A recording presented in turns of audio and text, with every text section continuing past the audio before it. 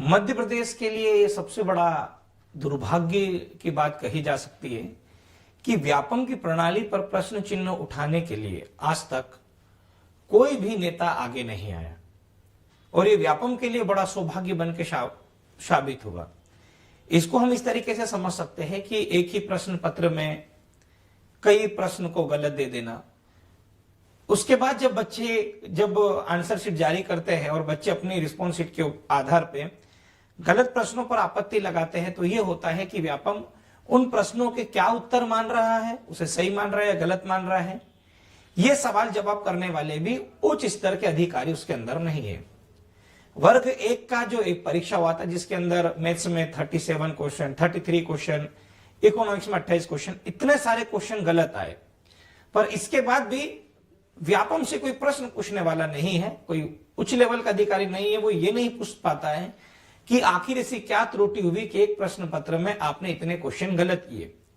या फिर व्यापम को इस तरीके से कसने वाला कोई अभी तक नेता नहीं मिला है कि अगर आप मान लो मिनिमम अगर हम 2, 3, 4 क्वेश्चन अगर आप गलती करोगे तो हम छूट दे देंगे, पर आप जहां पर 4 क्वेश्चन, 5 क्वेश्चन, 6 क्वेश्चन, 10 क्वेश्चन से अगर ज्यादा प्रश्न अगर एक ही प्रश्न पत्र में अगर गलत देते हो तो उसके लिए व्यापम को क्या जुर्माना लगाया जाता है, ये आज तक कोई क्लियर नहीं हुआ है। ये बड़ा दुर्भाग्य की बात है। ना ही आज तक व्यापम को, देखो व्यापम को ताकत कहां से आई, व्यापम को ताकत मेरे को यह लगता है कि हमारी वजह से ही व्यापम को ताकत मिली है। और व्यापम को ताकत क्या मिली है कि व्यापम की कार्य प्रणाली में आज तक हम यह सुनिश्चित नहीं करवा पाए हैं कि प्रति वर्ष कैलेंडर जारी होगा। हर वर्ष बदलता है, तारीखें बदलती है, 2020-21 हो जाता है, 21-22, 22-23, 23-24 हो गया, पर इसमें आज तक ऐसा नहीं हुआ है कि व्यापम ने कोई अपना कैलेंडर अपडेट किया।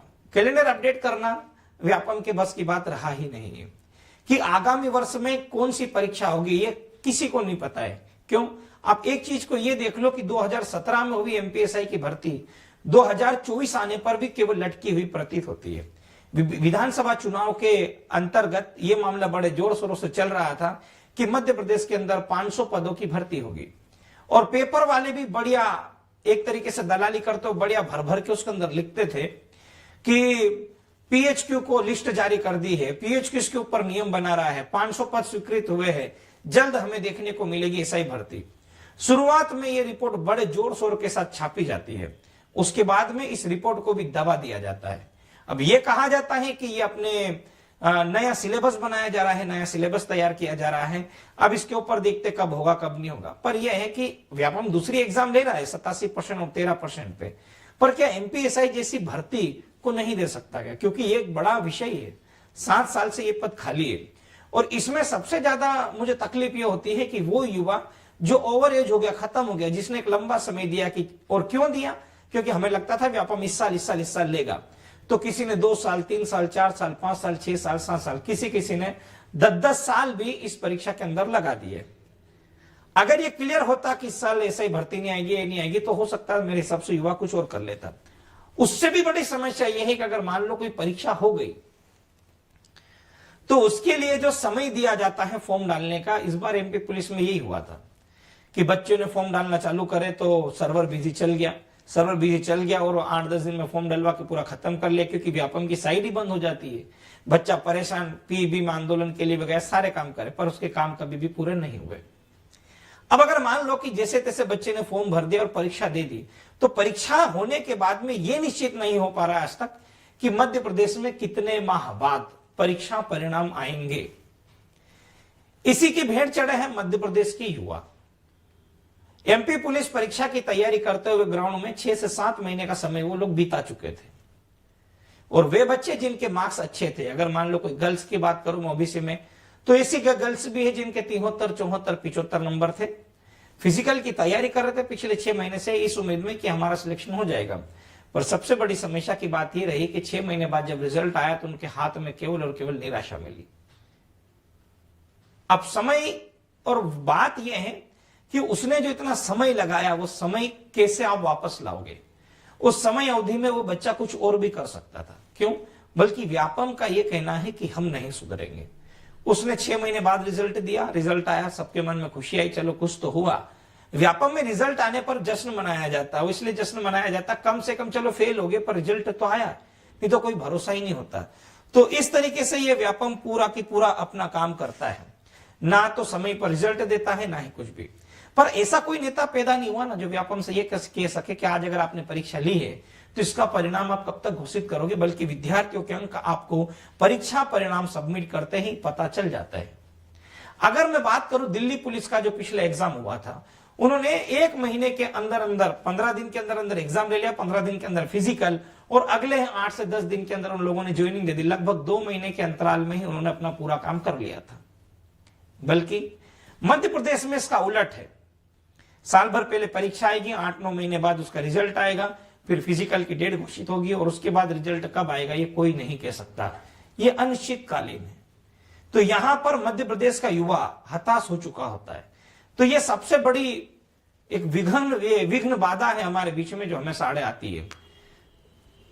वर्ग 2 का परीक्षा हुआ मई में, वर्ग 2 का परीक्षा हुआ मई में पिछले साल। अगर आप देखोगे मई, जून, जुलाई, अगस्त, सितंबर, अक्टूबर, नवंबर, दिसंबर, जनवरी, फरवरी खत्म, हम मार्च में प्रवेश कर चुके, 10 महीने हो चुके हैं, पर अभी तक ये क्लियर नहीं हुआ है कि आपका मेंस कब होगा, और ना ही अभी तक मध्य प्रदेश के युवा और बच्चों को यह पता चला है कि कितने पदों पर भर्ती होगी। अब क्या करते हैं ये लोग, जैसे वर्ग 1 के अंदर भी ये नहीं बताया इतने पद है, बस एग्जाम ले इन लोगों ने। अब सबसे बड़ी समस्या ये कि वर्ग 2 के अंदर कितने पद है, कितने विषय के, ये बच्चों को नहीं पता है। एक बार पेपर में जरूर छपा था जिसमें 54-55 पद शायद सोशल साइंस के कहे थे। तो जब हम व्यापम के पास गए तो व्यापम ने कहा कि हमने कोई ऐसी जानकारी दी नहीं, अभी वर्ग 2 के हमने पद बताए नहीं। तो हमारी समझ से ये परे होता है कि बच्चा क्या सोचकर तैयारी करेगा कि कितने पद है। क्या केवल प्रीलिम्स निकाल लेना और घर पे बैठे रहना ही उसका कोई सोल्यूशन तो है नहीं। अगर आपको 10 महीने तक अगर मेंस का एग्जाम लेना ही नहीं था तो 10 महीने पहले ये ढोंगीपन, ये दिखावापन क्यों करते। तो मध्य प्रदेश में से कई सारी गलतियां हैं परीक्षा प्रणाली के ऊपर ही, जो कई संदेह लेकर आती है। पर बात यह है कि ऐसा कौन व्यक्ति होगा, ऐसा कौन नेता होगा जो कभी कभी विधानसभा के अंदर जाएगा और पहला प्रश्न व्यापम के ऊपर दागेगा और व्यापम वहां पर कटघरे में खड़ा और व्यापम जवाब दे। ऐसा होता ही नहीं। हम लोग जितना हो सकता है हमारे स्तर से लड़ाई लड़ते हैं, पर अंततः हमें भी निराशा ही हाथ लगती है। क्यों? क्योंकि व्यापम किसी के बाप की नहीं सुनता। और जो नेता है, मुझे नहीं लगता है कि उस उच्च दर्जे के नेता जो है मध्य प्रदेश की भर्ती परीक्षाओं को ध्यान रखते हो। जैसे आप देखोगे राजस्थान में हर साल परीक्षाएं होती, पर यह भी देखो कि वहां पर जब फर्जीवाड़ा पाया गया तो वहां की सरकार ने तुरंत एक्शन ली, और तुरंत एक्शन लेने के बाद एसओजी का गठन किया, और ऐसे एसओजी का गठन करने के बाद में जो फर्जी एसआई पकड़ाए गए हैं वो काबिल तारीफ काम करे राजस्थान सरकार। यूपी में यूपी पुलिस का पेपर लीक हुआ, वहां की पुलिस ने और वहां की सरकार ने मिलकर जो काम किए हैं, वाकई में योगी जी ने जो कार्य किए हैं वाकई में सराहनीय है। और राजस्थान में जो भजनलाल शर्मा की जो सरकार बनी है उन्होंने भी बहुत शानदार काम किए हैं। बल्कि अगर हम देखेंगे उसका उलट काम होता है एमपी के अंदर। जांच होती है पर जांच के नाम पे लिपापोती होती। जांच को लेने के लिए भी आपको आरटीआई लगानी पड़ती है और आरटीआई लगा के आपको 15 से 20 दिन का इंतजार करना पड़ता है। तो यहां पर हमें जांच रिपोर्ट देखने के लिए इतना समय लग जाता है और वहीं पर जो जांचें होती है वो सार्वजनिक होती है। तो बहुत सारे ऐसे अंतर है मध्य प्रदेश की कार्य प्रणाली में। शिक्षा विभाग जो काम कर रहा है अभी हाल ही में, व्यापम जो एग्जाम लेने का काम करता है, और ऐसी कंपनियां एग्जाम लेती हैं जो खुद टेंडर बेस्ड डिपेंड होती है, टेंडर में वो फर्जीवाड़े पर बेस होती है, जो ऑलरेडी दूसरे राज्यों से ब्लैक लिस्टेड हो चुकी होती है, वो कंपनियां यहां पर अगर परीक्षा लेती है। तो बहुत सारे प्रश्न हैं ऐसे। व्यापम को सुधारा जा सकता है पर लोगों की नीयत साफ होना चाहिए। व्यापम को सुधारने का मतलब होता है कि मध्य प्रदेश के वे युवा जो आने वाले समय में या हाल फिलहाल के समय में कॉम्पिटिटिव एग्जाम की तैयारी कर रहे हैं, उनके भविष्य के बारे में सोचना। पर आज तक भी मुझे नहीं लगता कि किसी नेता ने गंभीरता के साथ ये प्रश्न विधानसभा में उठाया हो और उन बच्चों के लिए लड़ने का प्रयास किया हो। तो ये बहुत सारी चीजें हैं इसके अंदर।